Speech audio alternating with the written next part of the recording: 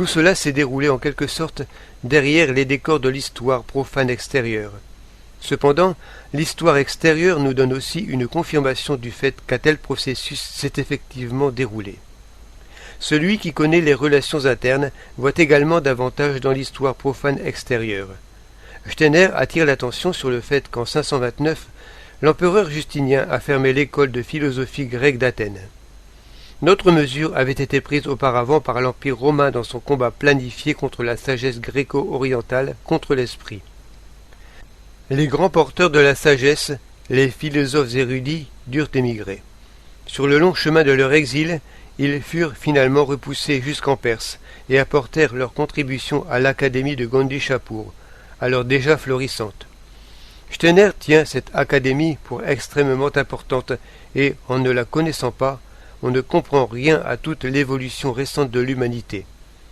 C'est là qu'Aristote, déjà traduit en syrien et traduit en arabe, Gondishapur avait été conquis en 641 par les Arabes, mais falsifié à plus d'un titre par cette traduction. En effet, les concepts aristotéliciens apparaissaient maintenant à la lumière de l'âme arabe telle qu'elle était alors. Cette curieuse âme des Arabes, où le pensée le plus rigoureux était lié à une certaine imagination fantastique, mais qui suivait des voies logiques et s'élevait à la vision. Ainsi se développa à Gondishapur une conception du monde grandiose, mais aussi opposée qu'au possible à ce qui s'était développé à partir de l'événement du Golgotha. Steiner décrit ainsi cette tendance antichristique chez les sages de Gondishapur. Citation : ils ont visé une science globale qui aurait dû remplacer les efforts de l'âme de conscience, mais qui aurait fait de l'être humain un simple homme terrestre, qui l'aurait coupé de son avenir véritable, de l'entrée dans le monde spirituel. Des hommes sages seraient apparus, mais des hommes pensant sur un mode matérialiste, de purs hommes terrestres. Leur regard aurait été assez profond pour percevoir la dimension spirituelle du monde terrestre, le terrestre suprasensible, mais ils auraient été coupés de l'évolution prévue pour l'homme par ses créateurs en direction du soi-esprit, de l'esprit de vie et de l'homme-esprit. Et celui qui peut pressentir la nature de la sagesse de Gondishapur considérera, certes, cette dernière comme un phénomène éminemment dangereux pour l'humanité, mais en même temps prodigieux. Et l'intention était bien réelle de submerger par cette science non seulement la région, mais tout le monde civilisé de l'époque, en direction de l'Asie et de l'Europe. Steiner localise l'importance et la fonction de l'arabisme ou de l'islam en ce point historique. En raison de sa signification importante, nous citerons ici aussi un passage assez long. Citation : mais le rayonnement prévu de Gondishapur fut d'une certaine manière atténué, retenu par des forces spirituelles retardataires, qui étaient liées toutefois, même si elles formaient aussi une sorte de pôle opposé, à la sphère d'influence de l'impulsion christique. Ce qui devait rayonner de Gondishapur fut tempéré en premier lieu par l'apparition de Mohammed. En propageant une doctrine religieuse visionnaire, surtout dans les régions où l'on voulait répandre la sagesse gnostique de Gondishapur, il occupa pour ainsi dire le terrain à la place de cette dernière. Disons qu'il retira la crème. Quand les idées de Gondishapur prirent leur envol, elles ne purent traverser les lignes établies par Mahomet. Voyez-vous, c'est d'une certaine manière la sagesse de l'histoire du monde. On ne connaît bien le courant musulman que si l'on sait aussi qu'il était destiné à tempérer la sagesse gnostique de Gondishapur, à neutraliser le pouvoir tentateur hautement ahrimanien qu'elle aurait exercé sur l'humanité. Fin de la citation. Cette sagesse gnostique de Gondishapur se déplace maintenant, certes émoussée, par l'Afrique vers l'Espagne, vers la France. L'élément suprasensible en est toutefois éradiqué, et seul ce qui est sensible est conservé. La tendance, l'intention subsiste. C'est ainsi que naît, de l'affaiblissement de la sagesse gnostique de Gondishapur, le pensée scientifique occidental. Steiner mentionne expressément le savant arabo-espagnol Averroès, mort en 1198, qui aurait une si grande importance pour l'évolution de la théologie scolastique occidentale, comme profondément influencé par la sagesse gnostique de Gondishapur. Selon Averroès, l'homme n'a pas d'individualité personnelle. L'élément d'âme de chaque individu n'est que le reflet de l'âme tout, seul et unique. Cela s'accordait à la tendance de la sagesse de Gondishapur dans la mesure où, selon cette dernière, chaque homme n'a pas à développer l'âme de conscience. Au contraire, la sagesse de l'âme de conscience devait descendre vers l'homme comme une révélation venue d'en haut. Ainsi, le contenu de l'âme de conscience serait effectivement devenu moniste. L'âme de conscience individuelle n'aurait été en fait qu'illusion. En résumant, Steiner dit ceci. L'homme terrestre a le choix entre l'aspiration à la vérité, il doit alors faire face courageusement à la réalité spirituelle, ou refuser ce face-à-face. Il peut alors rester dans l'illusion, dans la non-vérité. L'Académie de Gondishapur voulait épargner à l'être humain la quête de la vérité, l'effort de poursuivre son propre développement. Voulait lui révéler ce qu'elle-même avait reçu par une voie arimanienne. L'Académie de Gondishapur, qui jette ses dernières ombres, son spectre dans l'illusion scientifique actuelle, voulait faire de l'être humain un pur homme terrestre. Mais un événement placé dans l'humanité dès avant son installation a triomphé de ses visées, le mystère du Golgotha. Affaiblissement de l'impulsion et persistance du danger. L'importante conférence « Comment trouver le Christ » donnée le 16 octobre 1918 à Zurich introduit des nuances importantes par rapport à ce qui a été exposé jusqu'ici. Rudolf Steiner parle tout d'abord de l'affaiblissement de l'impulsion de Gondishapur par l'islam. Citation. Au lieu que se développe une sagesse devant laquelle tout ce que nous savons aujourd'hui dans le monde extérieur n'eût été que bagatelle, au lieu que se développe, jusqu'en 2493, une sagesse par l'inspiration spirituelle concernant tout ce que l'on peut progressivement acquérir par les expériences et par les sciences exactes, et qui se serait manifestée par une érudition brillante et grandiose, il n'en est subsisté que des restes dans ce que les érudits arabes ont apporté en Espagne, mais déjà atténués aussi. Cela ne s'est pas manifesté comme il aurait été voulu, mais sous une forme édulcorée. À sa place est apparu le mahométisme, Mahomet avec sa doctrine, et c'est seulement l'islam qui a pris la place de ce qui aurait dû émaner de l'Académie de Gondishapur. Grâce au mystère du Golgotha, le monde avait été détourné de cette orientation qui lui était funeste. Fin de la citation. Steiner souligne encore une fois, en insistant, que tous ces processus autour de Gondishapur se passent derrière les décors de l'évolution extérieure du monde, dans le suprasensible. Devant de tels événements, il faut chercher à de beaucoup plus grandes profondeurs qu'on ne le pense d'ordinaire. Cependant, quelque importante que soit l'atténuation, des effets négatifs puissants sont issus de l'impulsion de Gondishapur et subsistent jusqu'à aujourd'hui. Citation.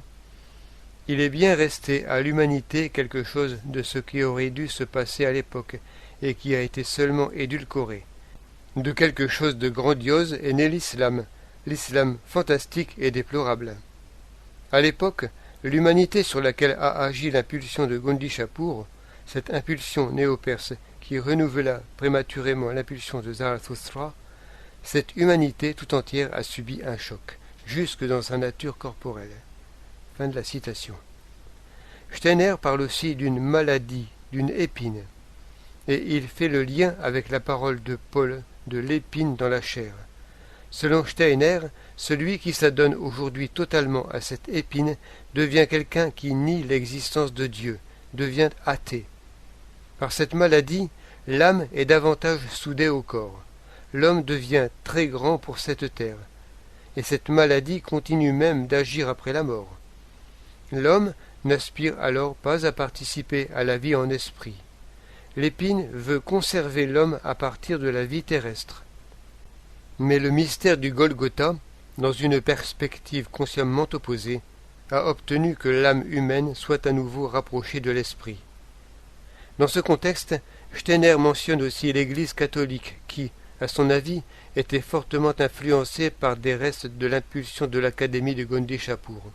C'est, certes, une manière inhabituelle de voir les choses, mais l'histoire a en effet un autre aspect que celui qu'elle prend selon tel ou tel parti pour l'usage particulier des gens.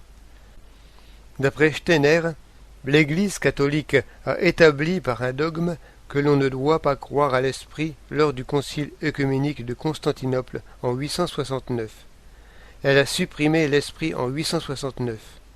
Le dogme dit que l'on ne doit pas croire à l'esprit, mais seulement au corps et à l'âme, et que l'âme a en elle quelque chose de spirituel. Par là, on a répandu de l'obscurité autour du mystère du Golgotha, car il ne peut finalement pas être attesté par l'histoire dans sa signification dernière et la plus profonde, mais seulement perçu d'une manière suprasensible. Or, le mystère du Golgotha, la résurrection du Christ, est la force qui libère l'homme de la mort et le conduit intérieurement vers l'esprit.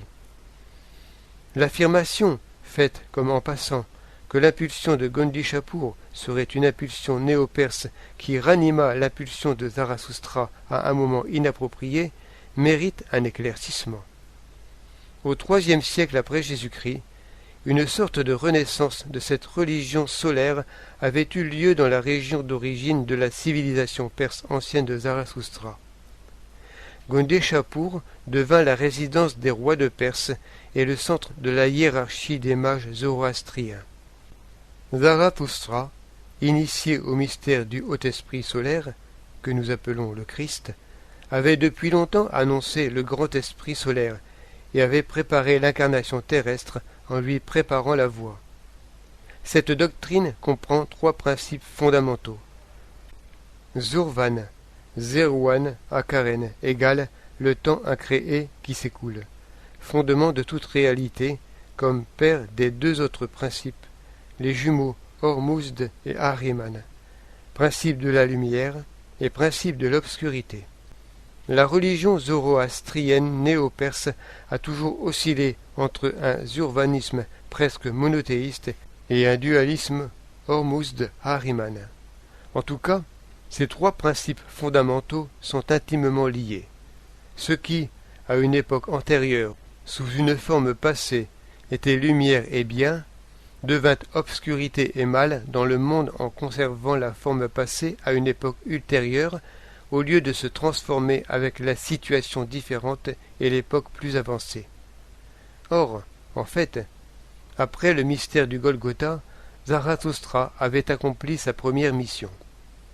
Cependant, cette religion ressurgit 200 ans plus tard sous sa forme ancienne, maintenant dépassée, sans être métamorphosée par cette impulsion christique. C'est ce fait qui confère à la religion d'Hormuzd le caractère ahrimanien de ce qui est anachronique, non conforme dans le temps. Islam ahrimanien et musulman luciférien. Les paroles suivantes sur la nature d'Allah nécessitent une explication préalable. Il s'agit d'une réponse de Steiner à une question de Walter Johann Stein, professeur à l'école Waldorf de Stuttgart, lors d'un conseil de professeurs. Les propos de Steiner ont été transmis par des notes privées dont l'exactitude n'est pas attestée. D'une manière générale, tout ce que Steiner a dit sur l'islam dans ses nombreuses conférences est à chaque fois coloré par la question concrète, par la perspective. Il faut donc à chaque fois l'interpréter à partir du contexte et éventuellement le relativiser. Comme on l'a dit, les paroles de Steiner ont été provoquées par la question sur l'entité d'Allah.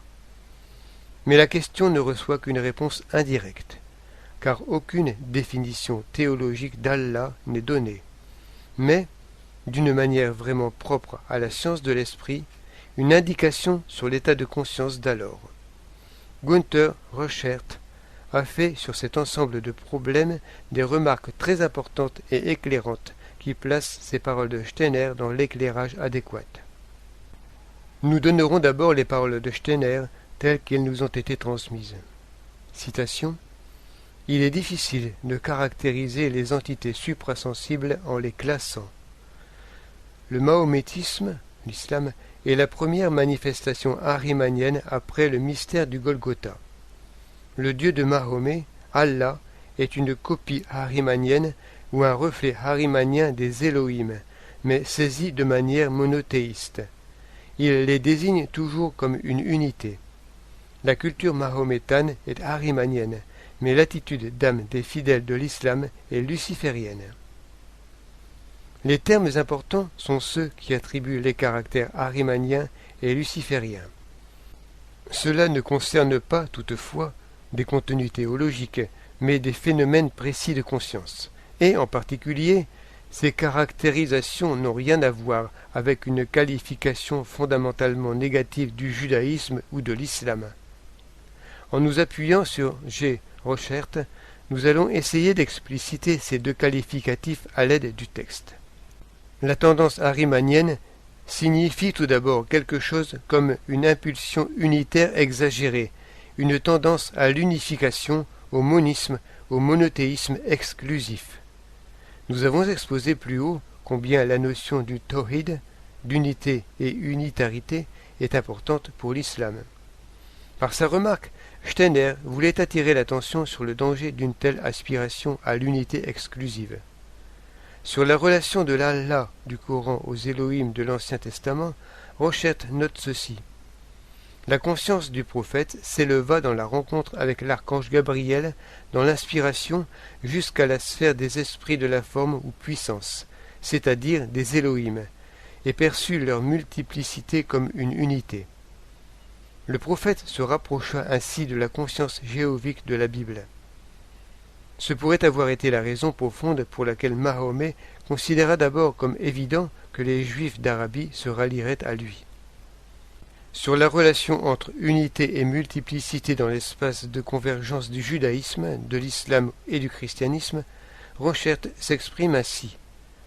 La source d'inspiration du judaïsme et de l'islam est la sphère des Elohim.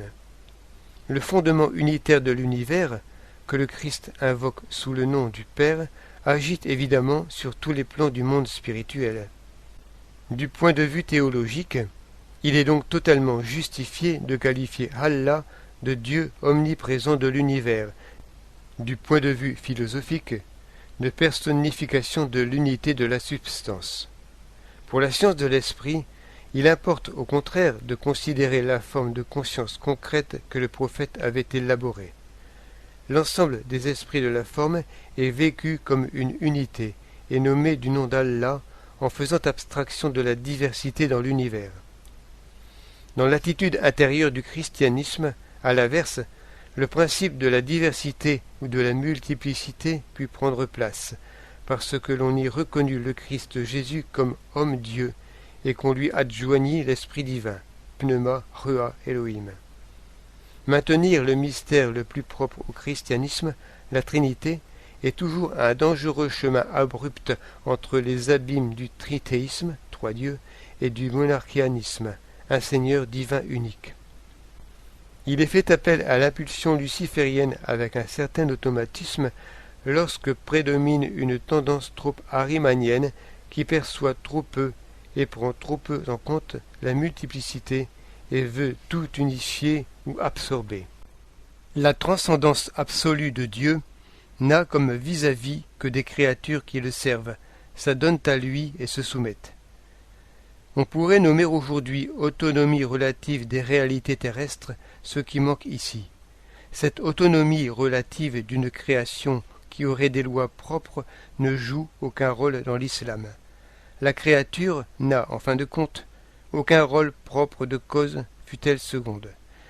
Tous les événements et les processus de l'univers découlent directement d'impulsions volontaires permanentes d'Allah. L'attitude intérieure du musulman, que Steiner qualifie de luciférienne, est tout entière dirigée vers l'au-delà divin. Rochert décrit ainsi le déficit engendré par ce phénomène. La conviction enflammée, dans le pieux adonnement à l'étude, dans le respect des commandements, dans le vécu de la communauté des croyants, qu'Allah est proche au point qu'on pourrait presque le toucher, fait qu'on ne voit plus l'abîme profond entre le monde sensible et le monde spirituel, qui trouve une expression puissante dans le christianisme, dans la théologie de la croix et que l'ésotérisme nomme seuil. C'est cette attitude d'âme, le fait de ne pas voir le seuil, que Steiner nomme luciférienne. On voit donc que cette caractérisation luciférienne ne concerne pas des contenus théologiques, mais des phénomènes de conscience. Réincarnation d'arabiste, Concile céleste de 869. Dans ses conférences d'une grande importance, Considérations ésotériques sur des liens karmiques de 1924, Steiner décrit, en prenant pour exemple des personnalités représentatives, comment l'évolution de l'humanité dans son ensemble continue dans le cheminement karmique de la vie humaine, passant par des phases d'existence répétées. Pour l'arabisme, cela signifie que, si l'on considère l'histoire purement extérieure, on pourrait en conclure que l'arabisme a été vaincu lors des batailles de Tours et Poitiers, et qu'il a, au fond, disparu de l'histoire universelle. Cependant, sous la surface de l'histoire passent les véritables grands courants au sein desquels ont agi les individualités humaines présentes à une époque, puis elles réapparaissent constamment, naissant dans un milieu qui a une toute autre orientation de pensée, mais où elles gardent leur type fondamental d'activité. Dans cette perspective, l'arabisme n'était absolument pas mort. Bien davantage, des personnalités fortement ancrées dans l'arabisme vivaient au sein de la culture occidentale.